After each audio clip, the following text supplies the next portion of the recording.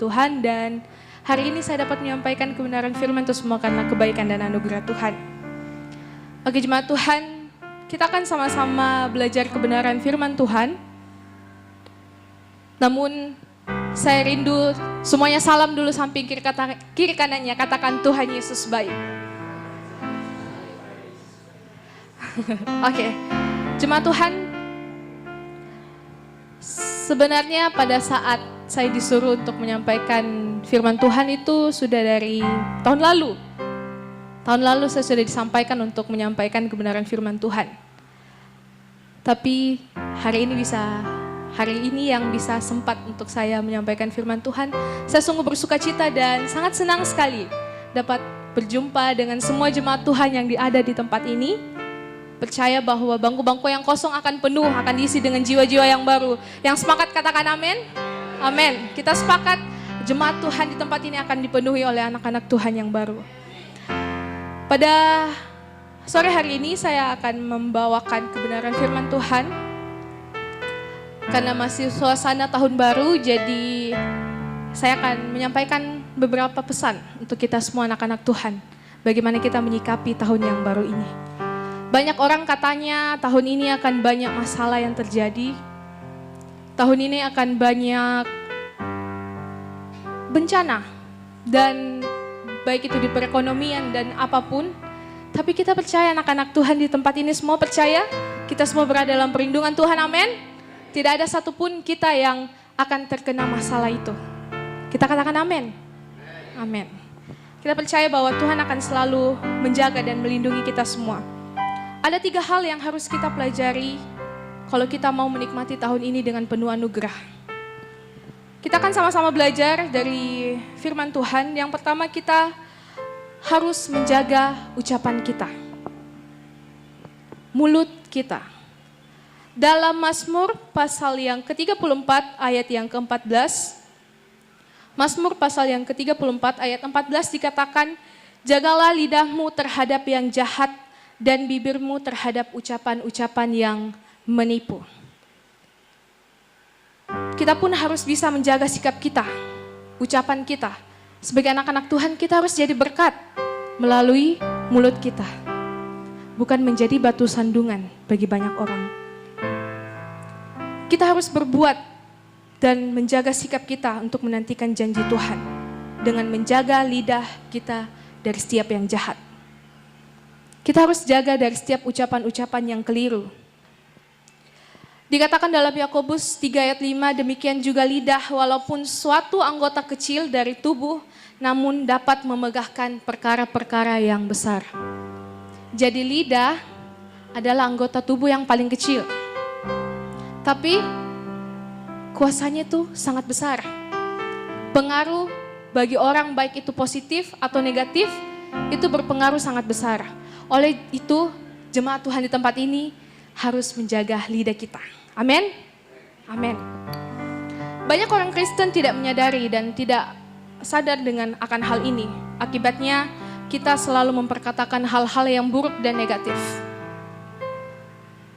Banyak orang-orang Kristen sekarang mungkin sering memperkatakan yang sia-sia, yang tidak nyata, yang hanya mendatangkan kutuk bagi orang. Entah itu dia cemburu dengan apa yang orang punya. Tapi kita sebagai anak-anak Tuhan harus mengatakan hal-hal yang positif. Hidup dan mati dikuasai lidah. Siapa suka menggemakannya akan memakan buahnya. Hidup dan mati kita dikuasai oleh lidah. Bayangkan betapa besarnya kuasa dari lidah tersebut. Hidup dan mati kita dikuasai oleh lidah. Jadi betapa besar pengaruhnya jika kita menggemakannya. Ketika apa yang kita harapkan tidak menjadi kenyataan. Seringkali anak-anak Tuhan kalau sudah berdoa, Tuhan, sudah 1 bulan ini doanya itu terus Tuhan, Tuhan, Tuhan. Tapi Tuhan belum jawab, protes sama Tuhan. Mengeluarkan kata-kata yang tidak menyenangkan hati Tuhan. Tapi kita sebagai anak Tuhan, kita tidak boleh seperti itu. Amin. Kita sebagai jemaat Tuhan harus menjaga mulut kita dengan sebaik-baiknya. Seringkali kita merasa kesal, merasa kecewa, merasa marah. Bagi banyak orang, ini hanyalah suatu, marah-marah itu bukan dosa yang besar. Marah itu bukan dosa-dosa yang seperti membunuh, berzina atau apapun itu. Tapi dosa, namanya dosa tetap dosa. Tidak ada dosa besar, tidak ada dosa kecil. Di mata Tuhan itu semua sama. Kalau kita menyakiti hati Tuhan itu tetap, artinya itu adalah dosa. Tapi kita sebagai anak Tuhan, kita tidak mau seperti itu. Amin. Maka kita harus berhati-hati. Sebab ucapan kita itu ibarat benih yang kecil yang kita taburkan. Kalau kita seperti memuji orang, kamu akan berhasil. Benih yang kita tanam di orang itu, suatu saat akan bertumbuh dan itu akan terjadi. Tapi kalau kita bilang orang itu tidak akan pernah baik, orang itu akan terus berbuat jahat, maka itu yang akan terjadi bagi orang itu. Oleh karena itu mulut kita harus mengucapkan berkat, bukan mengucapkan kutuk. Amin. Amsal 18 ayat 20 dikatakan, perut orang dikenyangkan oleh hasil mulutnya, ia dikenyangkan oleh hasil bibirnya. Pilihan ada pada kita, memperkatakan yang baik atau memperkatakan yang buruk. Di tahun ini, mari saudara-saudari, Bapak Ibu semuanya, jemaat Tuhan. Di tahun ini kita perkatakan hal yang positif. Amin. Semuanya setuju? Amin. Kita harus lakukan apa yang Tuhan mau. Bila sampai hari ini kita belum melihat yang baik dalam hidupnya kita, mungkin kita masih sering mengomel-ngomel, apalagi ibu-ibu kadang sering ngomel-ngomel. Ini pengalaman dari mama maksudnya. Selalu mengomel. Entah masalah ini, masalah itu, masalah ini. Tapi namanya ibu-ibu katanya. Bukan ibu-ibu kalau tidak mengomel-mengomel. Untung tidak ada orangnya di sini ya. Jadi seringkali pasti setiap kita menghadapi masalah kita sering mengomel-ngomel. Ini kebiasaan yang harus kita hilangkan, Bapak Ibu Saudara, jemaat Tuhan. Kita punya hati, harus punya hati yang lemah lembut. Setiap saya mau marah, tahan. Setiap mau memperkatakan yang jahat, tahan. Karena mulut ini sangat besar kuasanya. Kolose 4 ayat 6 dikatakan, karena itu hendaklah kata-katamu senantiasa penuh kasih. Jangan hambar. Sehingga kamu tahu bagaimana kamu harus memberi jawab kepada setiap orang. Firman Tuhan dikatakan, hendaklah kata-katamu senantiasa penuh kasih. Jangan hambar. Jangan tidak dikasih garam. Jadi kita anak-anak Tuhan harus memperkatakan kasih. Memang sulit. Apalagi kalau orang yang kita tidak suka. Malasnya saya lihat orang itu. Mana mau saya puji-puji dia. Tapi kita sebagai anak Tuhan harus belajar memperkatakan kasih. jangan hambar. Agar kita tahu memberi jawab kepada setiap orang. Sebagai orang percaya, Bapak Ibu jemaat Tuhan, kita memiliki kuasa perkataan, yaitu perkataan di dalam Yesus. Itu bukan perkataan yang biasa, melainkan perkataan yang mengandung kuasa yang dahsyat. Dalam nama Tuhan Yesus, itu mempunyai kuasa yang sangat besar. Kalau dengan iman kita katakan. Mama selalu ajar, harus selalu sebut nama Tuhan. Kadang saya punya tante selalu bilang, kalau kadang di dalam mobil, ada sesuatu hampir terjadi kecelakaan, langsung sebut nama Tuhan Yesus. Dan awalnya saya bilang, kenapa harus disebut-sebut terus? Padahal sebenarnya itu adalah arti kalau kita percaya Tuhan melindungi kita, amin. Kita harus senantiasa mengatakan itu dengan iman. Di dalam nama Tuhan Yesus, karena itu punya kuasa. Bilangan 14 ayat 28 dikatakan, bahwasanya seperti yang kamu katakan di hadapanku, demikianlah akan kulakukan kepadamu. Wow. Bahwasanya seperti yang kamu katakan kepadaku. Apa yang kita katakan kepada Tuhan, demikianlah akan Tuhan lakukan kepada kita. Jadi apa yang kita katakan kepada Tuhan, Tuhan akan lakukan. Tidak ada yang mustahil bagi Tuhan. Tuhan akan mengerjakan apa yang kita rindukan. Jika Tuhan yang melakukan, tidak ada yang mustahil. Karena Ia sanggup menjadikan yang tiada menjadi ada. Amin. Tuhan sanggup menjadikan yang tidak mungkin menjadi mungkin bagi kita semua. Namun kadang yang kita lihat dan alami justru sebaliknya. Yaitu kesulitan-kesulitan yang kita hadapi. Kadang kita sebagai anak Tuhan lebih fokus kepada masalah yang kita hadapi. Kita tidak lihat kebaikan Tuhan yang sudah Tuhan buat selama ini. Kita masih bernafas, itu adalah suatu anugerah terbesar yang Tuhan berikan. Oleh karena itu jemaat Tuhan, kita jangan berkecil hati, kita harus percaya dan terus perkatakan. Maka seperti Tuhan menggenapi janjinya kepada Yusuf, hal yang akan dilakukannya juga untuk kita semua. Amin. Seberapa besar apapun persoalan kita hari-hari ini, jangan sampai menyurutkan iman kita. Oke? Jemaat Tuhan, amin. Jadi seberapa besar masalah kita yang kita hadapi saat ini, jangan pernah menyurutkan iman kita kepada Tuhan. Perkatakanlah firman setiap hari, maka kuasa Tuhan akan bekerja di dalam hidup kita semua. Harus senantiasa diperkatakan firman Tuhan itu. Jangan dipendam, jangan tidak dibicarakan. Apalagi baca firman Tuhan, ini sangat besar kuasanya.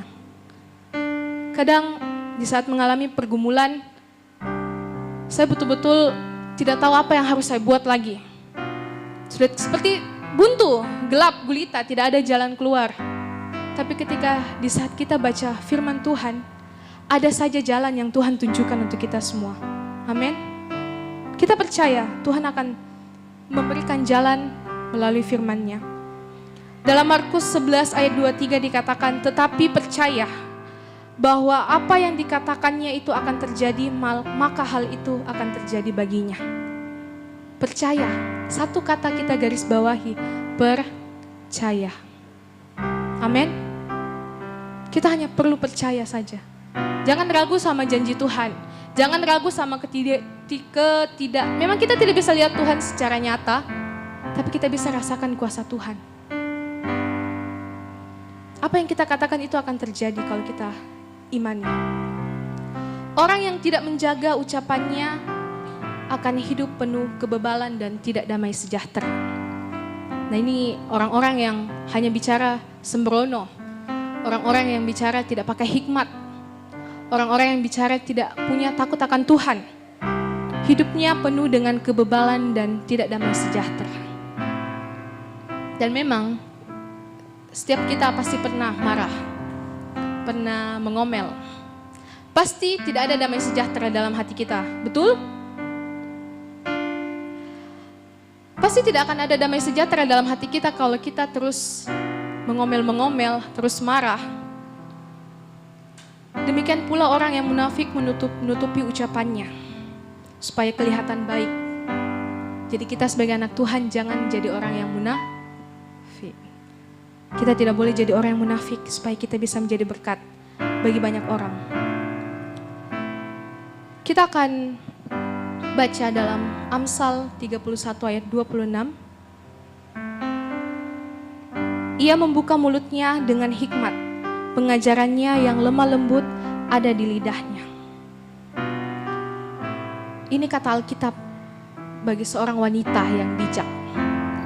Sebagai seorang wanita, khususnya ibu-ibu di tempat ini, anak-anak muda yang perempuan, ia membuka mulutnya dengan hikmat, penuh dengan hikmat. Pengajarannya lemah lembut ada di lidahnya. Pengajaran yang lemah lembut. Jadi bukan mau menghakimi ibu-ibu yang ada di sini, jangan marah-marah terus, tapi penuh dengan lemah lembut. Amin. Amin. Karena seorang teman atau teman yang baik akan mengucapkan dan memberi kasih. Jaga ucapanmu, maka engkau akan mendapatkan hal-hal yang baik. Amsal 27 ayat 5 dikatakan lebih baik teguran yang nyata-nyata daripada kasih yang tersembunyi. Lebih baik kita tegur langsung daripada dari belakang. Kita gosip, kita diam-diam bicaranya yang jelek. Lebih baik kita tegur langsung. Mungkin dengan itu cepat berubah daripada kita menceritakannya di belakang dan orang itu malah tidak tambah berubah, tambah menjadi-jadi. Oleh karena itu kita kalau bisa tegur saja langsung. Secara empat mata dengan kasih, yang intinya dengan kasih. Jauhkanlah bibirmu dari ucapan-ucapan yang menipu, ucapkan yang tegas dan keras.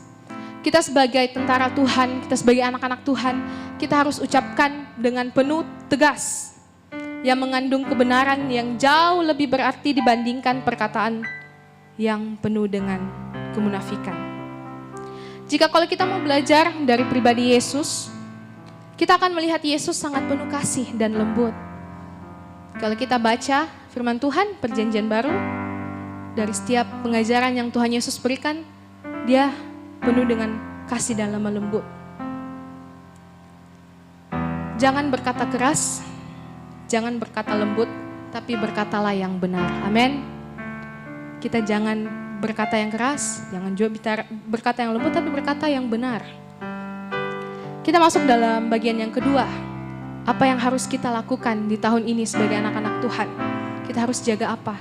Yang pertama tadi harus jaga perkataan. Dan yang kedua adalah kita harus menjaga tindakan kita. Kita baca sama-sama dalam 1 Tawarik 19 ayat yang ketiga. Saya akan bacakan untuk kita semua. 1 Tawarik 19 ayat yang ketiga dikatakan, berkatalah pemuka-pemuka Bani Amon itu kepada Hanun, apakah menurut anggapanmu Daud hendak menghormati ayahmu karena ia telah mengutus kepadamu orang-orang yang menyampaikan pesan turut berduka cita? Bukankah dengan maksud untuk menyelidik, untuk mengintai dan menghancurkan negeri ini, maka pegawai-pegawainya datang kepadamu. Ini cerita tentang Bani Amon. Hal yang terjadi atas Bani Amon ketika mereka menduga kedatangan yang Daud utus untuk melihat dan menyelidiki kekuatan mereka. Bani Amon menjadi takut, oleh karenanya Bani Amon melecehkan utusan-utusan Daud dengan memotong janggut mereka. Jadi ini suatu kisah dalam perjanjian lama di mana Bani Amon, Daud mengutus dengan niat baiknya.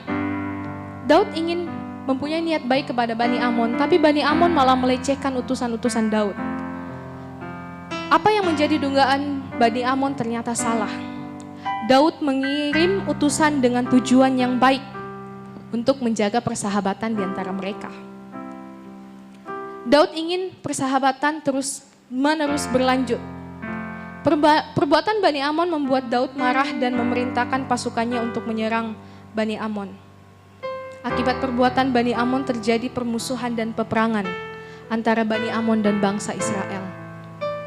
Dan Daud mengalahkan Bani Amon. Firman Tuhan katakan Mazmur 34 ayat 14 dikatakan, jauhilah yang jahat dan lakukanlah yang baik. Carilah perdamaian dan berusahalah mendapatkannya.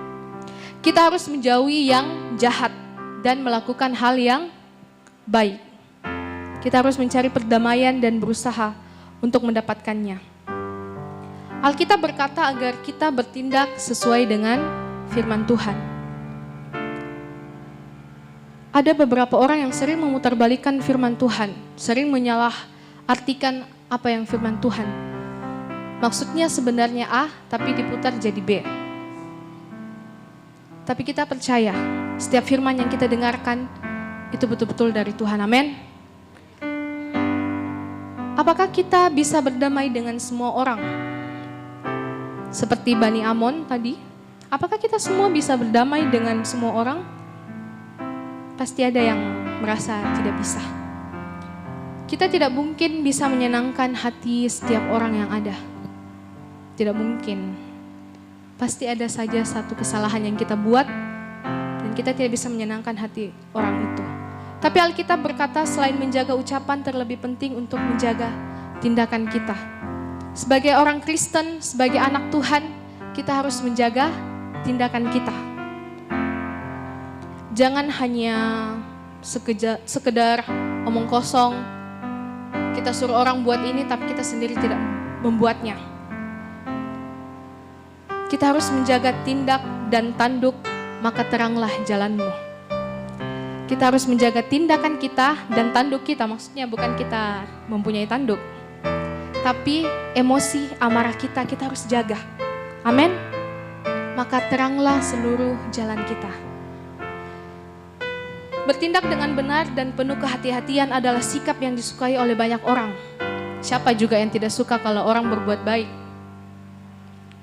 Tapi kalau kita bertindak asal-asalan, itu bukan menjadi suatu berkat, tapi menjadi satu batu sandungan bagi orang. Setiap kali melangkah dan ingin melakukan sesuatu, kita harus bereskan hati. Pemberesan hati itu penting. Setiap kali saya diajarkan juga harus bereskan hati. Jangan simpan dendam, jangan pernah simpan sesuatu yang bukan mendatangkan keuntungan untuk diri kita sendiri, tapi kita jadi lemah sendiri. Kan kita tidak pernah melakukan pemberesan. Percuma kita berdoa kalau hatinya kita tetap jengkel, tetap kesal, kecewa sama Tuhan atau sesama kita. Doa kita tidak akan didengar Tuhan kalau kita datang dengan keadaan seperti itu. Maka firman Tuhan bilang harus dibereskan. Kalau hati kita sudah terbebas dari rasa dendam, maka doa yang kita naikkan kepada Tuhan dengan tulus akan didengar oleh Tuhan. Amin. Kita masuk dalam bagian yang ketiga, menjaga hati dan pikiran. Jadi di tahun ini, sepanjang 1 tahun ini, hal yang ketiga harus menjaga hati dan pikiran. Mazmur 34 ayat 18 dikatakan, Tuhan itu dekat kepada orang-orang yang patah hati. Patah hati anak-anak muda? Ada di sini? Saya kira Bapak Gembala mau angkat tangan anak-anak muda. Tuhan dekat kepada orang-orang yang patah hati. Dalam bahasa Ibraninya yaitu saubar atau sabar. Tenang, menjaga hati. Dan ia menyelamatkan orang-orang yang remuk jiwanya. Wow. Tuhan menyelamatkan orang yang remuk jiwanya. Dalam bahasa Ibrani, ia adalah dakaruak, yaitu orang yang hancur. Rohnya, pikirannya itu hancur. Tapi Tuhan menyelamatkan. Amsal 4 ayat 23 dikatakan, jagalah hatimu dengan segala kewaspadaan, karena dari situlah terpancar kehidupan. Jagalah hatimu dengan segala kewaspadaan, karena dari situ terpancar kehidupan. Jadi melalui hati kita orang bisa lihat apa yang memancar dari hidupnya kita ini, apakah berkat atau bukan. Hati kita akan menjadi waspada bila hati kita selaras dengan firman Tuhan. Pikiran yang baik membuat mata hati kita terang. Jika mata hati kita terang, tubuh kita pun jadi sehat. Amin. Jika mata kita terang, maka tubuh kita pun sehat. Dan firman Tuhan dikatakan sendiri, mata adalah pelita tubuh. Jika matamu baik, teranglah seluruh tubuhmu. Matamu menjadi salah satu anggota tubuh juga yang penting. Kalau matanya kita baik, maka teranglah seluruh tubuhmu. Jadi sangat penting saudara-saudari, Bapak Ibu di tempat ini jemaat Tuhan untuk kita menjaga hati dan pikiran kita.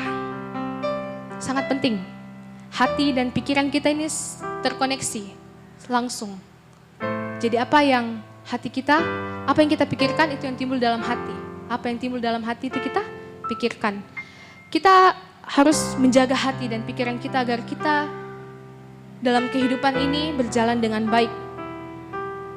Jadi kekhawatiran, dendam, kekecewaan, dan sebagainya yang mengotori otak kita, pikiran kita, yang membuat kita jauh dari Tuhan. Tapi saya percaya anak-anak Tuhan di tempat ini, kita semua jemaat Tuhan, kalau kita mengalami suatu kecewaan, suatu masalah, kita tidak akan menjauh dari Tuhan. Kita datang kepada Tuhan. Hati dan pikiran harus senantiasa kita jaga dengan firman Tuhan. Maka kita akan peka terhadap dosa. Ini susah kadang dilakukan, peka terhadap dosa. Itu seperti tadi dosanya ya, sederhana saja ini dosanya, tidak besar. Cuman hal-hal kecil saja, tapi kita tidak tahu itu menyakiti hati Tuhan. Oleh karena itu anak-anak Tuhan, jemaat Tuhan di tempat ini, bukan kita tidak peduli atau egois, tapi kita harus menjaga hati kita dan pikiran kita. Jadi kita harus camkan hal ini, ada satu kata, kalimat. Pikirkan yang benar, ucapkan yang benar, tindakan yang benar, akan mendatangkan kehidupan yang bahagia. Amin. Jadi pikiran yang benar, ucapan yang benar, tindakan yang benar akan mendatangkan kehidupan yang bahagia. Saya mau tanamkan itu dalam hati saya sendiri dan semua jemaat Tuhan juga tanamkan dalam hati kita semua. Kalau pikiran kita benar, ucapan kita benar, tindakan kita benar, maka mendatangkan hidup yang bahagia. Karena tidak semua yang baik adalah benar, namun yang benar itu selalu baik. Amin. Terakhir, ada 3. Bagaimana agar pikiran dan hati kita tetap terjaga. Yang pertama, kita harus mengisi hati dan pikiran kita dengan firman. Sekali lagi, firman sangat penting. Alkitab, firman Tuhan itu sangat penting untuk mengisi hati dan pikiran kita dari segala yang jahat. Jurus yang paling ampuh yang dipakai Yesus ketika menghadapi pencobaan adalah dengan menghunus pedang roh. Pedang roh itu apa? Yaitu firman.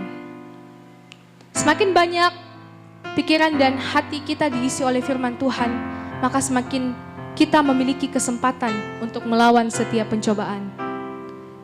Semakin banyak firman Tuhan yang kita terima dan kita simpan, itu akan membuat kita melawan setiap pencobaan yang terjadi. Amin. Sebelumnya firman itu akan bekerja untuk membersihkan ke dalam terlebih dahulu. Jadi firman Tuhan yang kita renungkan dan kita baca itu membersihkan yang di dalam dulu. Dari dalam hidupnya kita. Setelah itu keluar, memancar bagi banyak orang. Yang kedua, bagaimana agar pikiran dan hati kita tetap terjaga, yaitu bergantung kepada Roh Kudus. Kita harus bergantung kepada Roh Kudus, jemaat Tuhan. Mengandalkan Roh Kudus di dalam berjaga-jaga dan berdoa sangat penting untuk menjaga kejernihan hati dan pikiran kita. Kalau ada Roh Kudus di dalam hati kita, di dalam pikiran kita, maka semuanya akan, pikiran kita dan hati kita akan jernih. Kita tidak bisa mengandalkan sumber-sumber yang lain. Misalnya kalau anak muda, kalau lagi galau, larinya ke tempat yang lain, pergi jalan-jalan, happy-happy. Tapi pulang, kembali lagi, galau lagi. Tapi kalau kita bergantung kepada Roh Kudus, kalau kita mengisi hati kita, pikiran kita oleh Roh Kudus, maka kita akan merasa plong, merasa damai, dan tidak ada beban lagi. Jadi jemaat Tuhan, mari kita bergantung kepada Roh Kudus untuk kita dapat menjaga hati dan pikiran kita. Dan yang terakhir, bagaimana kita harus menjaga hati dan pikiran kita, yaitu bersekutu dengan saudara seiman. Jadi persekutuan itu penting. Yang bilang persekutuan tidak penting itu bagaimana? Jadi kita itu Tuhan ciptakan harus ada penolong orang-orang yang lain. Oleh karena itu kita harus hidup di dalam persekutuan. Di gereja pasti ada, di tempat ini ada persekutuan Bapak. Ya, harus rajin karena di mana ada persekutuan, di situ akan kita dapatkan jalan keluar dalam setiap masalah yang ada dalam pikiran dan hati kita. Di dalam persekutuan bersama saudara seiman kita didorong untuk saling memperhatikan, mendorong dalam kasih dan dalam pekerjaan baik. Semua jemaat Tuhan di tempat ini kita imani bahwa persekutuan yang ada di tempat ini, orang-orang beriman, kita saling mendorong untuk saling memperhatikan, mendorong dalam kasih dan dalam pekerjaan baik. Amin. Hati dan pikiran kita yang bersih akan terawat bersama-sama. Kalau kita sama-sama satu hati, maka hati dan pikiran kita akan bersih. Berbeda ketika kita duduk di dalam kumpulan pencemooh, berdiri di jalan orang berdosa dan menuruti nasihat orang fasik. Beda itu. Beda kondisinya kalau kita berada di orang-orang yang seiman di rumah Tuhan dengan kalau kita berada di antara pencemooh atau orang-orang berdosa yang menuruti nasihat orang fasik. Karena itu akan di mana kita berada, di situ juga kita akan terpengaruh. Makanya lebih baik kita banyak menghabiskan waktu juga bersama anak-anak Tuhan. Amin. Apa yang perlu ditingkatkan dalam persekutuan? Sangat banyak. Kita harus menjalin kekeluargaan yang baik. Amin. Oleh karena itu, jemaat Tuhan, Bapak Ibu Saudara tempat ini, di tahun ini kita imani, kita harus simpan di dalam hati, dalam pikiran kita, kita harus menjaga. Yang pertama tadi adalah menjaga apa? Menjaga perkataan. Dan yang kedua harus menjaga tindakan. Dan yang ketiga harus menjaga hati dan pikiran. Mari kita semua jemaat Tuhan, kita harus lakukan ini di tahun ini. Kalau kita tidak mau menghadapi masalah yang besar, kalau kita tidak mau menghadapi orang bilang akan terjadi kehancuran besar tahun ini, kita anak Tuhan tidak takut. Karena kita telah imani apa yang firman Tuhan katakan, amin. Kita akan terus bertumbuh di dalam Tuhan.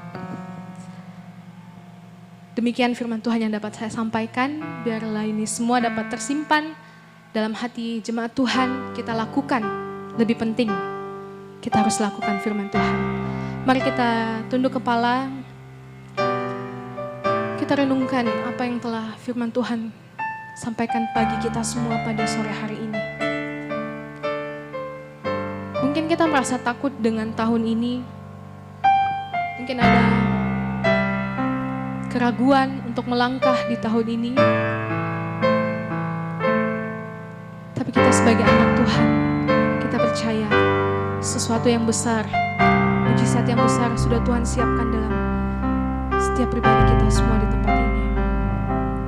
Mari kita jaga hati kita, jaga pikiran kita, jaga tindakan kita, jaga perkataan kita untuk kita memuliakan Tuhan. Mari kita minta ampun kepada Tuhan.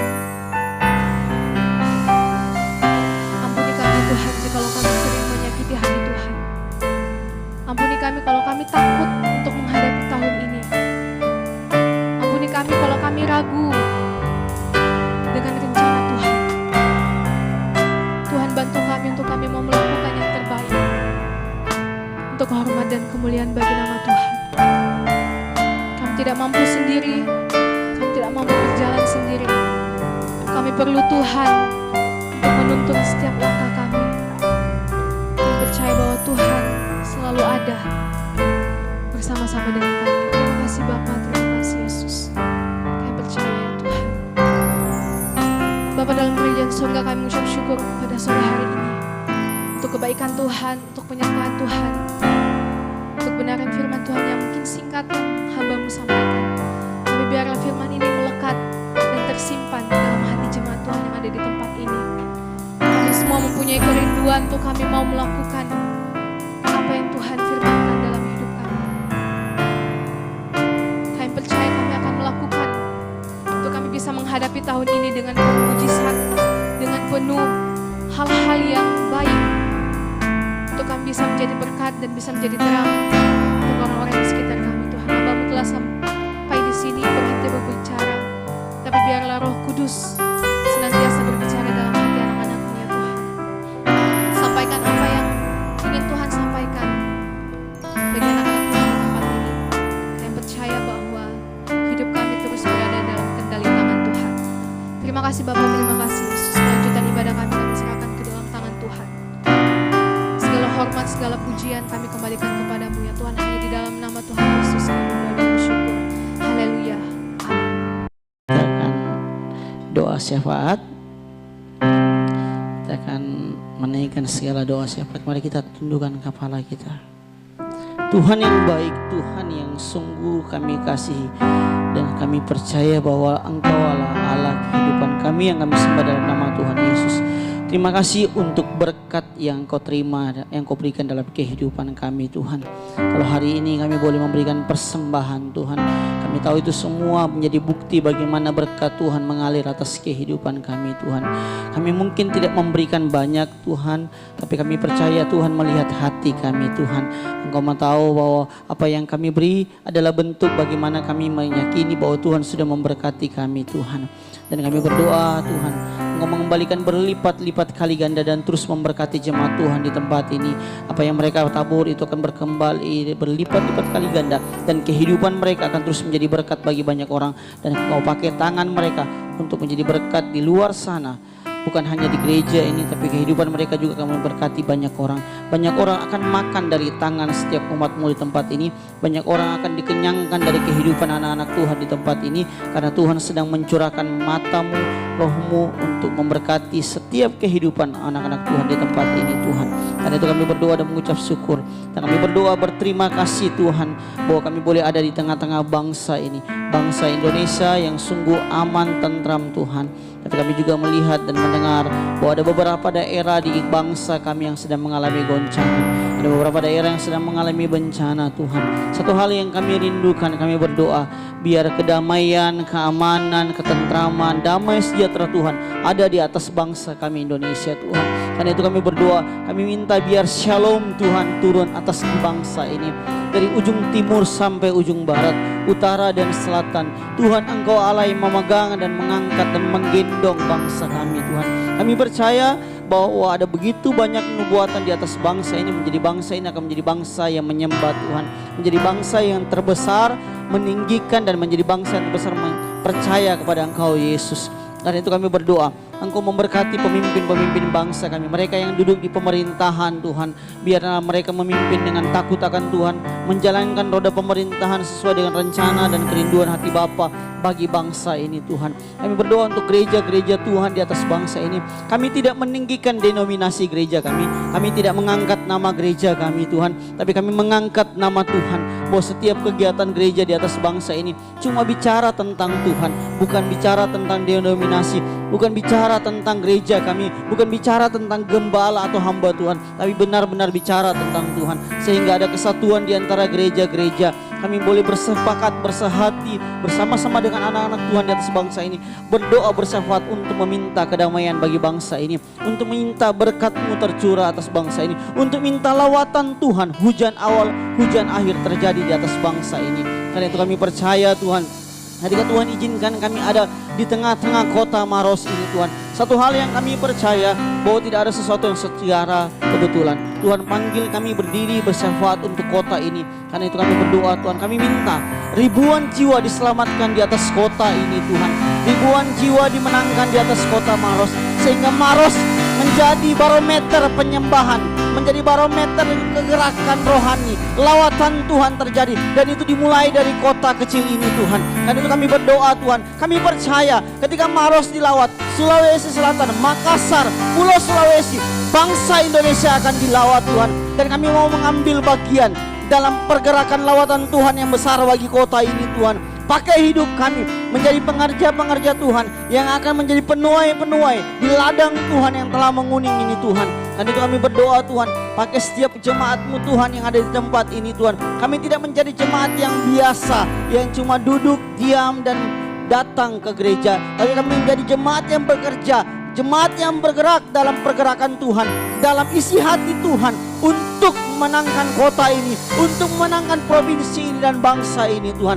Berkati pemerintahan kota kami di Maros ini Tuhan, bupati kami berkati Tuhan, para perangkat-perangkat desa Engkau berkati Tuhan, biar mereka semua boleh bertemu Tuhan. Dan kami berdoa setiap jiwa-jiwa yang mengeraskan hati di kota ini dilawat Tuhan. Tembok yang dibangun berabad-abad, yang dibangun untuk menghalangi kebenaran Injil, orang-orang kuat di atas kota ini, semua diruntuhkan kuasanya Tuhan di dalam nama Tuhan Yesus. Dan biar kemuliaan Tuhan saja yang dinyatakan di atas kota ini Tuhan. Kami berdoa Tuhan, buat hamba-Mu yang Kau sudah kirim ke tempat ini.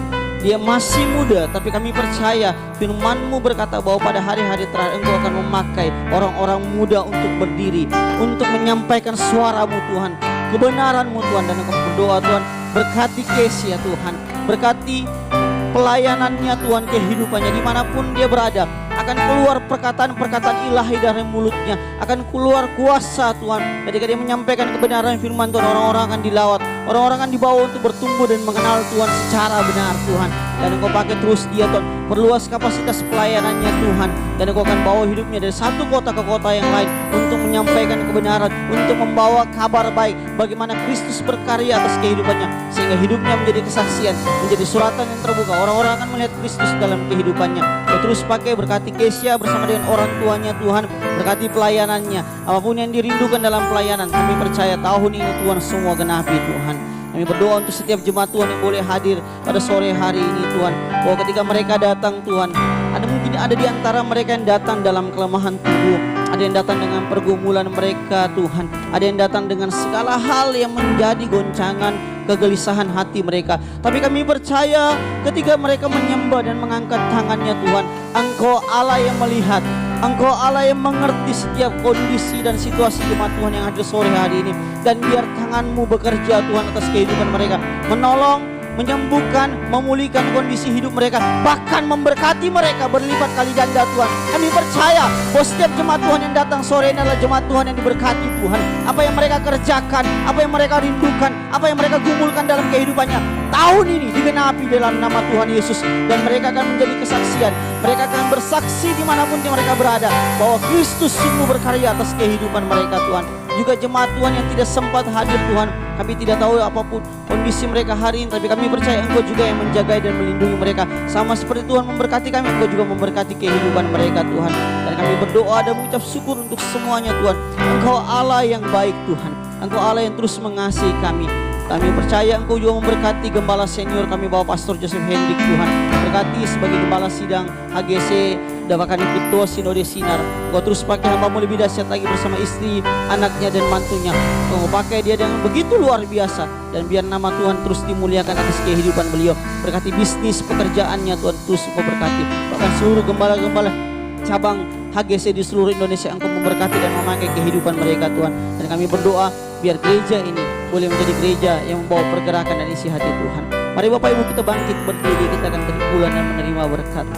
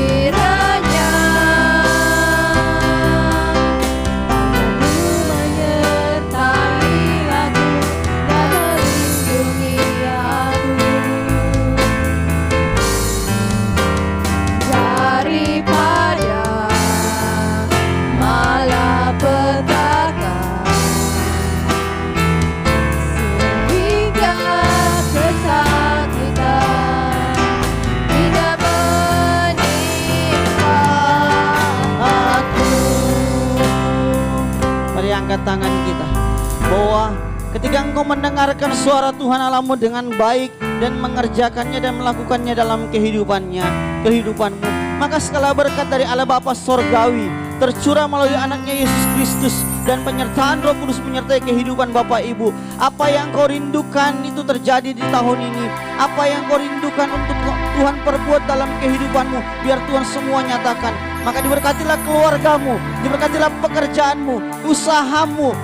Apapun yang engkau sedang kumpulkan dan apa yang engkau sedang sentuh hari-hari ini, Tuhan buat semua itu berhasil. Dan percayalah bahwa tidak akan ada sesuatu pun yang dapat menghalangi engkau ketika engkau berjalan dengan Tuhan. Karena hari ini Roh Tuhan sedang bekerja atas kehidupanmu untuk mengangkat kau naik lebih tinggi. Engkau akan menjadi kepala dan bukan ekor. Ini waktunya Tuhan akan mengangkat engkau naik ke level yang lebih tinggi. Karena inilah tahun promosi, tahun di mana Tuhan mau mencurahkan dan memakai kehidupanmu untuk menjadi berkat bagi bangsa-bangsa, untuk menjadi berkat bagi dunia. Bahwa terimalah segala berkat di dalam nama Tuhan kita Yesus Kristus. Mari kita terima berkat dalam sama-sama katakan amin, amin, amin. Selamat hari Minggu, Tuhan Yesus memberkati.